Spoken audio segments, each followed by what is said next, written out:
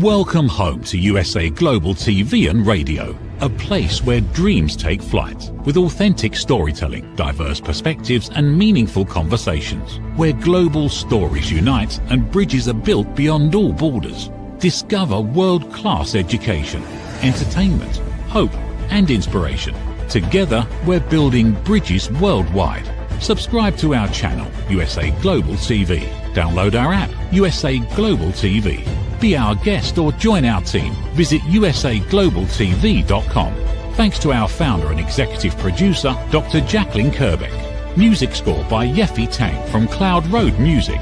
Voiceover artist Mike Porter. Creative direction by Paul Garcia. USA Global TV and Radio, your home for global connection. All rights reserved. This video and its contents are the exclusive property of USA Global TV and Radio. Unauthorized use, duplication or redistribution in any form is strictly prohibited.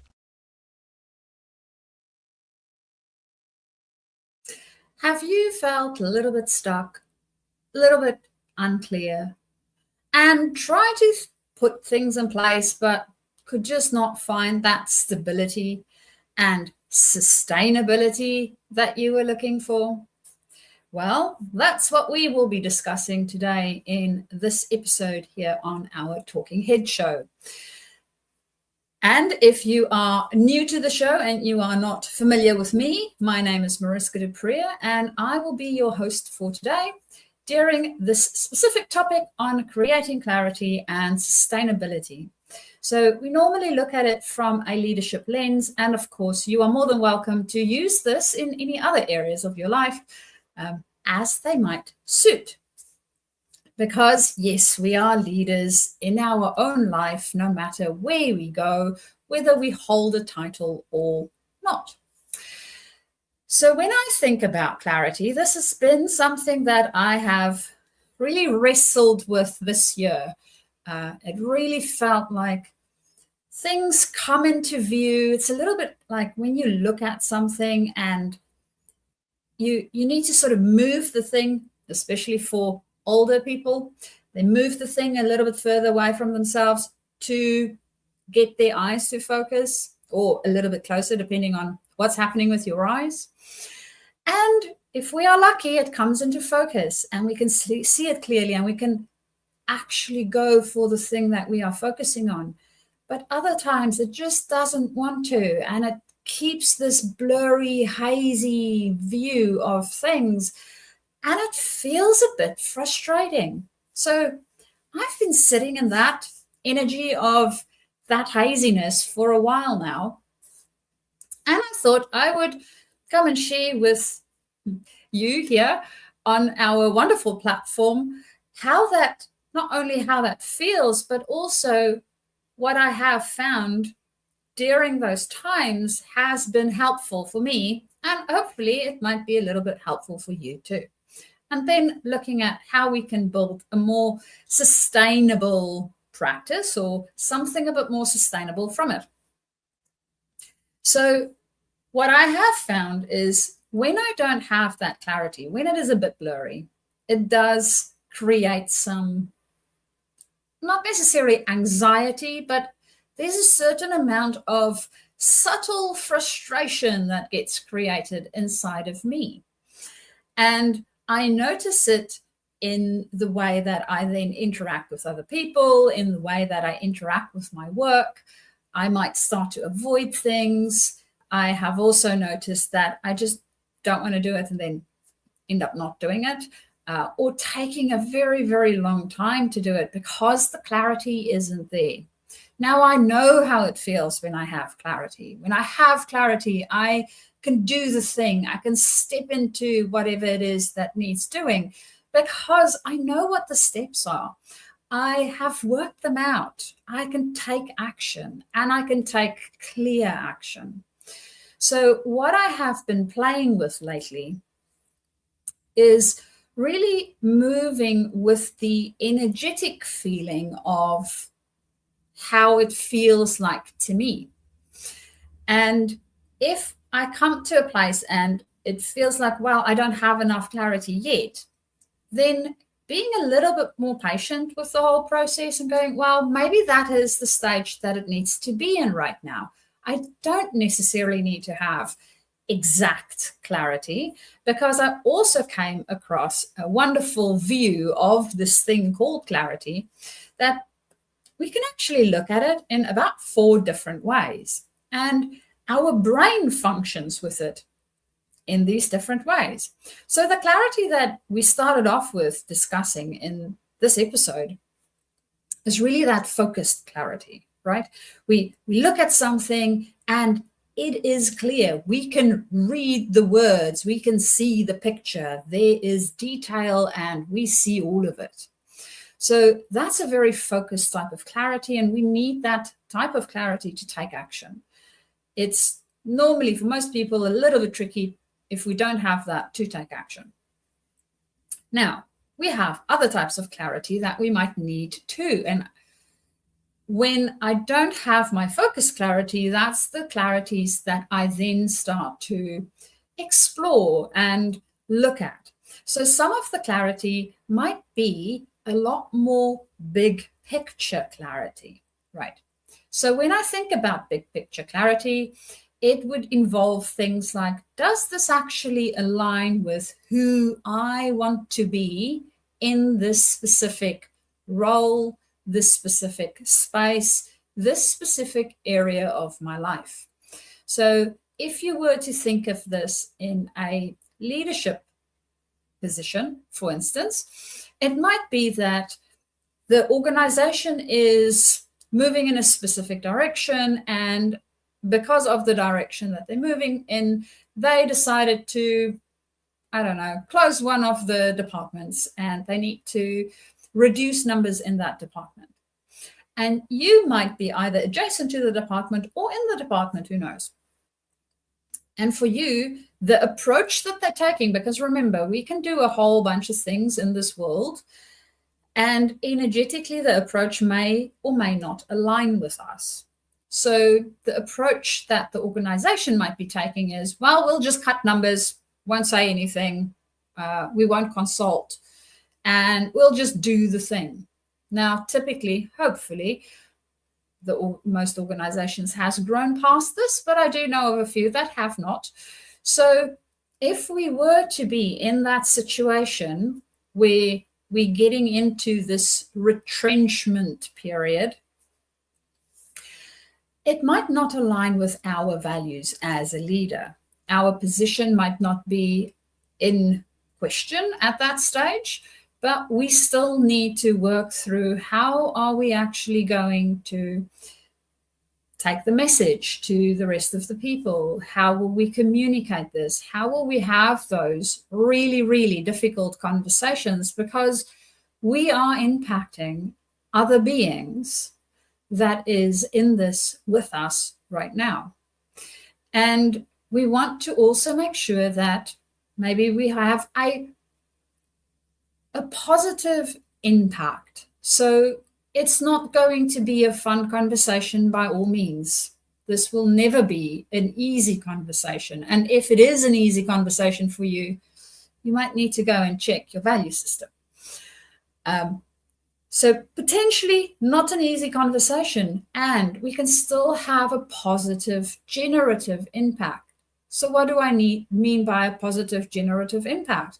Well, this might look like me going and getting clarity on what's my values. What do I actually want this conversation to feel like?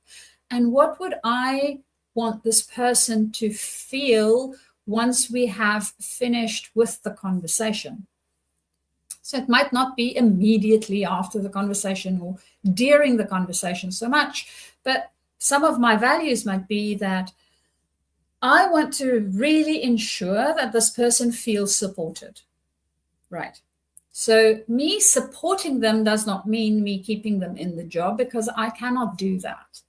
But me supporting them might look like brainstorming with them what might be next steps for them. It might look like where it is that we can look at support in their wider system that would be helpful for them, or coming up with a bit of an action plan. Because typically when we are in these situations, so if you were to put yourself in the other person's shoes, they will one, depending on what sort of communication came up front, be a little bit surprised, or they might not be surprised, but disappointed that it's their position that this is happening to. And there's going to be, in all likelihood, a lot of stress coupled with that, and even fear, because that human being have their own internal things that they're going through.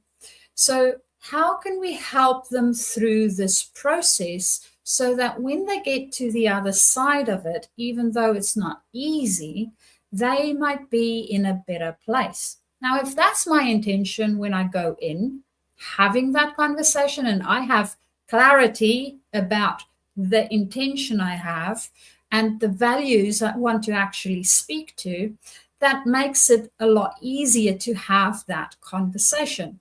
Do I need to have the conversation worked out word for word? So do I need that focused clarity? No, I don't, because I don't know what the other person will say. Because I have intentions set and I know which values I want to communicate, it already gives me enough clarity, so high-level clarity, that I can proceed with the conversation, even though I haven't worked it out word for word. So that's one sort of clarity that we can think about. How it's showing up for me in life at the moment is looking at energetically what works. So I have found that I will have this wonderful idea today and think about, well, I want to work on a survey that I had in mind, or I want to work on a piece of work that I have in mind. And then I plan it into my diary and I want to do it on, say, Thursday or whichever day it is of the week. And I get to the day of the week and I sort of just go, oh, I don't feel like it. I really don't feel like it. It's not that I don't have the ideas, but I don't feel like it. I mean, the other day, I went and I bought 4 different books, 2 of which I'm still really interested in reading, and 2 of which, as soon as they arrived, I sort of looked at them and gone, well, it's good for them most probably to live on my bookshelf for a while, but I don't feel like reading them at the moment. I really don't. It feels like not the right time, and it might never be the right time, and that's fine too. So looking at the energetic feeling of it, sometimes it's a little bit of in the moment thing for me. So getting that clarity is helpful for me to really check in with myself and go, what is happening right now, right this minute, with what I have planned? And does this work or does this not work? So that's another type of clarity that we might need to gain is if you think about your physiology, right? Your body is trying to send you messages constantly. We often do not listen to the body. We only think, oh no, mind. And then we have a tendency to plan things. And I know I do this, so I am very sure there's other people out there that does this too. We plan things, and because it's planned, because it's in our calendar, we feel we have to do it. There's no choice, there's no backing out. And I will sit down, and I have done this in the past where I've sat down and I tried doing it. Oh man, it either took me forever to do it, or I just procrastinated on a whole bunch of other things. I would get up and I would start watering plants, or I would get up and go and make myself a cup of tea and then come back and then think about the thing again. And it wasn't the right time for it, because maybe the clarity I needed was part of distilling. So that's the other portion of clarity that our brain has. If you think about your brain as having 2 functions, so the one clarity, the one we spoke about very early on, being very focused, right? That's your engineers in your brain, so to speak, because they're very focused and very task-driven. So if you give them something, task, whatever it is, they'll get it done. Easy. But then we also have our wizards. Now, with wizards, as with any magic, it has a tendency to love happening in the background, right? So if you think about something serendipitous that has happened to you, or something that was just feels like a coincidence, but if you look at it and sort of go, well, I've been hoping for this thing for a while now, and coincidentally, it just happened. There's most probably other things at work that caused it to happen. And if we looked at it, it might not have happened. So that's the part of the brain in life and the brain itself that has the wizards. And if you think about the bright ideas that you get during a walk, a shower, playing with your kids or your pets, that is part of your wizard network working. Because what's happening is the brain is still working on the problem in the background, but we are not necessarily focusing our clarity on it. So it is gaining clarity by itself and working things out, and we are continuing doing other things during our day. So that might be the other type of clarity. And really, what I've noticed is if I look at the energetic feeling for me and noticing it in my body, I can switch to the type of clarity that I need by using that as an indication. And sort of going, okay, so I don't feel like doing this right now. And it might be that I don't have enough wizard clarity for it yet. I haven't worked out how this thing works for me yet. And I might need to give it more time. So what do I feel like? I might feel like going for a walk, or I might feel like making myself a cup of tea. But then what I have also realized is in the past, I used to make a cup of tea and then come back to my workstation. That doesn't work because I'm not giving my wizards the time that they need.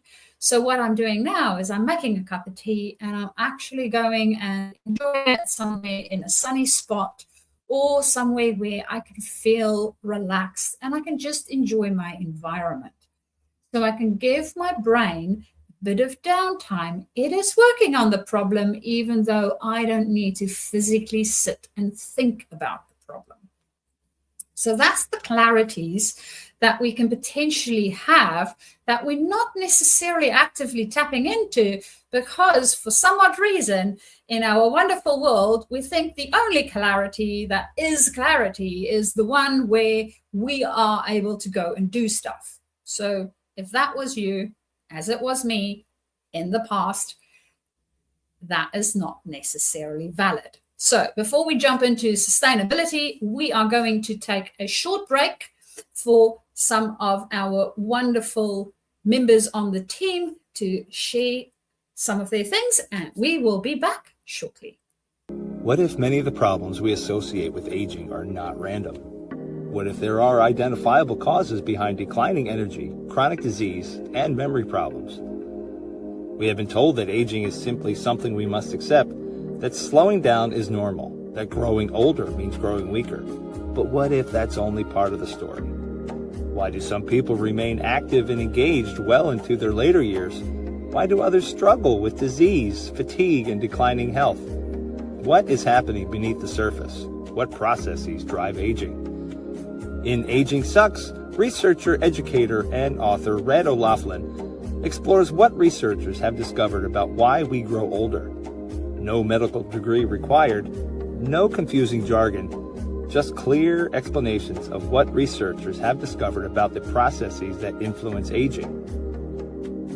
You cannot stop aging, but understanding its causes may help you make better decisions about your health, your future, and your quality of life. Because understanding comes before action. Action creates hope. Aging sucks. End the guesswork. There is hope.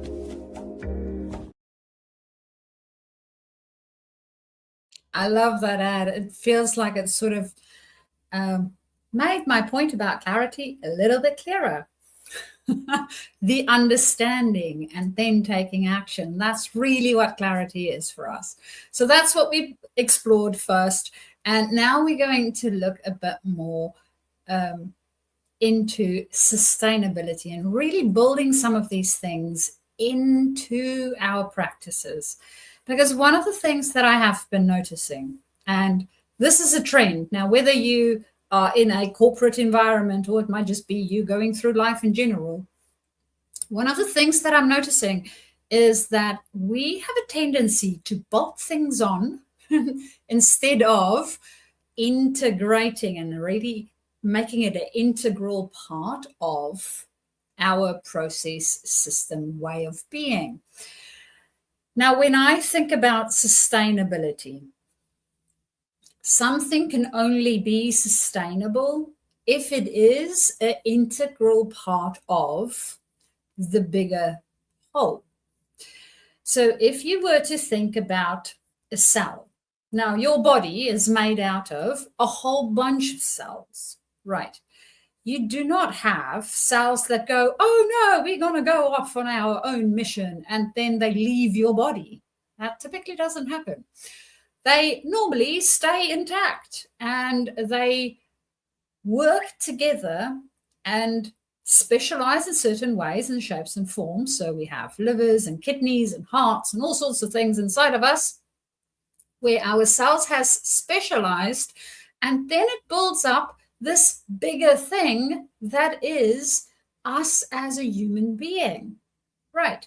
So although your body consists of a cell and the cells makes up organs and the organs makes up the full body of the human being, the cells do not go and think, oh, well, I want to go to shopping, right? It doesn't do that. That's part of the higher being's prerogative. And the cells rely on the higher being to do the things that is serving all of the being so that they can get what they need. And that is your job. So your cells are doing their job and you are doing your job, and you are doing it as a holistic, full, complete being. Now that is what's keeping this whole system that is called you sustainable, right? If we weren't doing that as a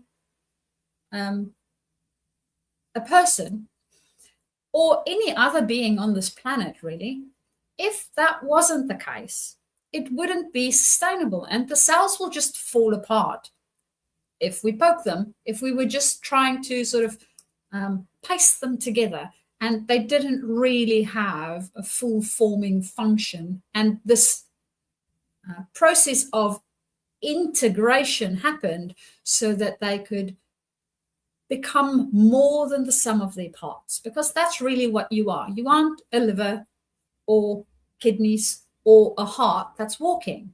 You are a human being with all those things in you and functioning from that place. So that's what I think of when I think about sustainability. Is sustainability needs to see how we are integrating the thing into the larger system. And sometimes, a lot of the times, what needs to happen is that the system might need to be reevaluated in its entirety so that we can almost open it up, right? And then go, okay, so what does need to happen in this so that we can integrate these other pieces into the bigger system? So another way of thinking about this is if you are into making food or just the general concept of food, I know we all eat, and most of us do enjoy a slice of cake from time to time, or it might be bread, who knows? Now, in both of those situations, you will have flour, you will have eggs, and you will have water. Now, depending, of course, on your recipe, there might be milk instead of water, and you might use something else instead of eggs. But you will have a couple of ingredients, and you need to put all of the ingredients together and then mix them, right? And they integrate with each other. They actually form something new called batter or dough. So that becomes an integrated system. I don't see the eggs on their own, or the milk or the water on its own, or the flour on its own. I see it all as an integrated system. And then I put it in the oven, I bake it, and I have a yummy cake or bread, depending on what it is that you are baking. So that is a sustainable product then, right? I mean, once I have a cake and I leave it on the shelf for a couple of hours, the eggs doesn't all of the sudden separate out of it, or the water starts walking away by itself. It's all in one thing.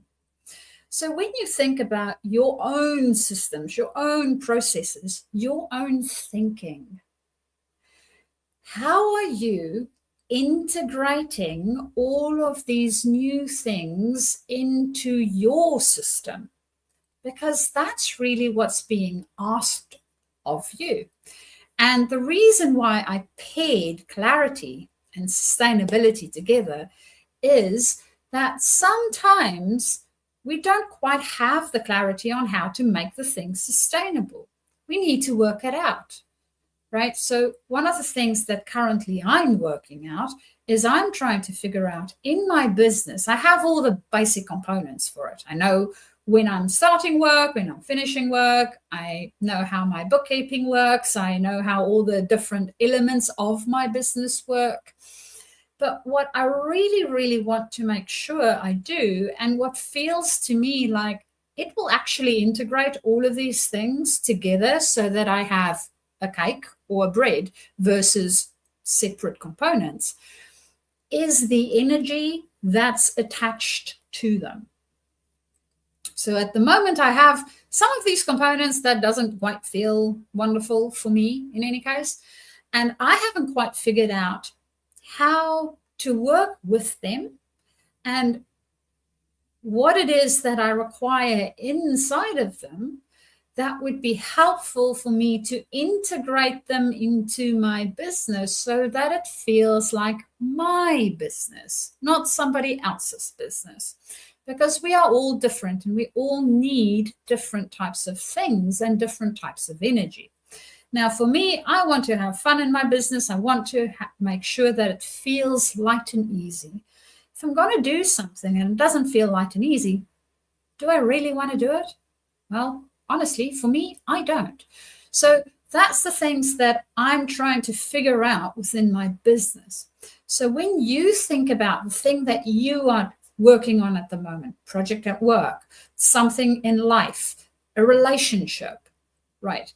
Looking at that, what is it that you are trying to build into it so it feels better for you? And ask yourself, how do you actually want this to feel? What's the experience that you want from this thing, right? What's the experience currently that you are getting from it? Is there alignment?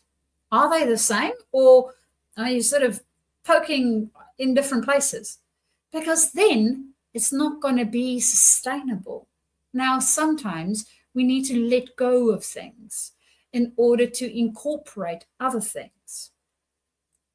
And that's good too. But we need to evaluate it first, get some clarity, and then see how do we integrate everything together in order to make it a sustainable whole so it functions on a completely different level than it did before. So with that, I'm going to leave you so that you can go and evaluate your life, work, or any other thing that you want to, and see what is it that you need to help you make it more sustainable and actually an integrated whole instead of just putting something on the side of it. Now, if you would like to have maybe continue this conversation or any other conversations around leadership, you are more than welcome to do so by finding me on my website, which is journey2discover.com. So JOURNEY2 discover, DISCOVER.com. My email address, you can also find me there, is Mariska, MARISKA, @journey2 discover.com. Alternatively, if you would rather look for me on social media and find me there, you are more than welcome to do so. And the one spot that I am most often is on LinkedIn. So on LinkedIn, you would be able to see my profile there if you are watching this on one of our visual channels. Otherwise, if you are listening to this, look for Mariska du Preez, and I have, looks like sort of a bookshelf in my upper banner, and that would be me, so that you can find me, and you are more than welcome to send me a note there or any type of way to start conversations, and we can start our conversation from there. So typically I work with leaders moving into leadership or moving up in their leadership. And as I mentioned at the beginning of the show, we are all leaders in our own life. So that might even apply to you. And with that, I look forward to seeing you guys during our next show. Bye-bye for now.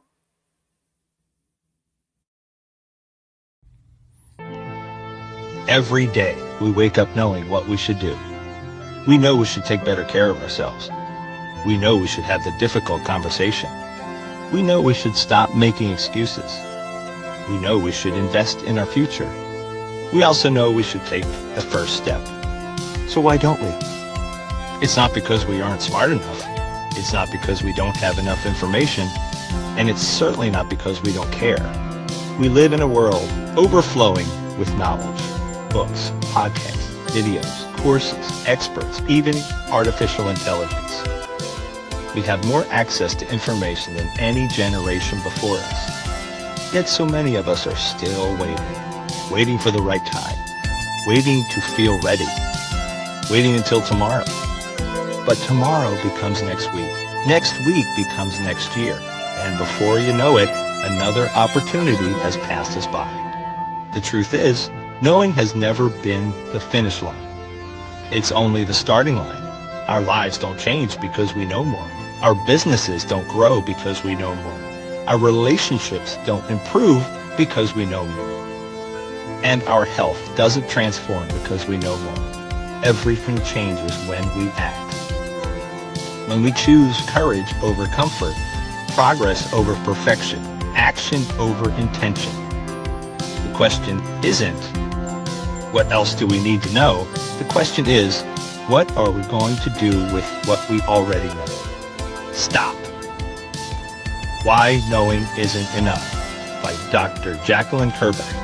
Because knowing opens the door. Action changes your life. Available September 2026.